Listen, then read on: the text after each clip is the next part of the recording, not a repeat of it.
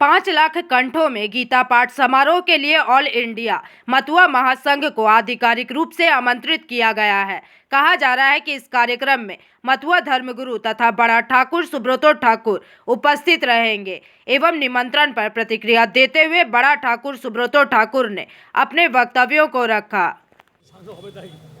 আগামী রবিবার কলকাতা ব্রিগেড ময়দানে 5 লক্ষ কণ্ঠের বিজয় পাঠ সেখানে জানা গিয়েছে যে আপনাকে আপনার কমিটি রয়েছে তাদেরকে নিমন্ত্রণ করা হয়েছে কি বলবেন নিমন্ত্রণ করেছে? দেখুন, অবশ্যই 5 লক্ষে গীতাপাঠ যেটা আছে সেটা কলকাতার ব্রিগেড ময়দানে সেখানে হবে আগামী 7 তারিখ 7ই ডিসেম্বর রবিবার। খুবই ভালো জিনিস, কারণ এই যে সনাতনী সংসদের উদ্যোগে যে এই যে 5 লক্ষে গীতাপাঠ আমরা তো সনাতন ধর্মের মানুষ।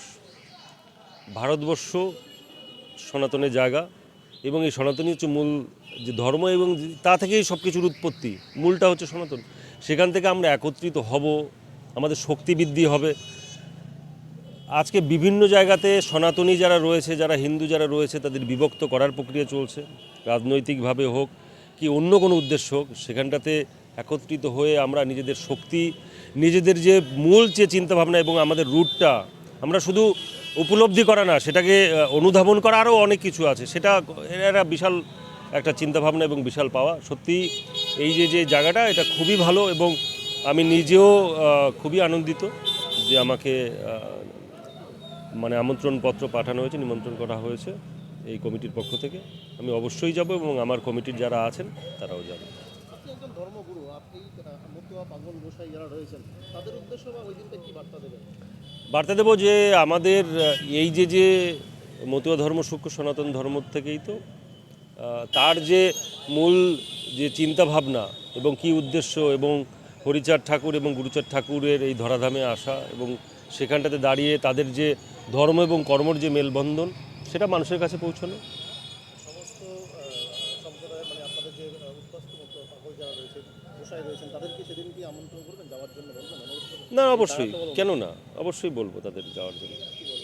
যে অবশ্যই এই আমাদের নিমন্ত্রণ করা হয়েছে এবং সেখানে মানুষ থাকবে, লাখে লাখে মানুষ থাকবে। অবশ্যই সেখানটাতে আমরা একত্রিত হই, এই সনাতন ধর্মের যে জায়গাটা আছে সেখানটাতে আমরা যদি একত্রিত থাকতে পারি সেটা আমাদের শক্তি, আমরা একত্রিত হই। অবশ্যই খুবই ভালো। এটা কি সমস্ত জায়গায় করা উচিত?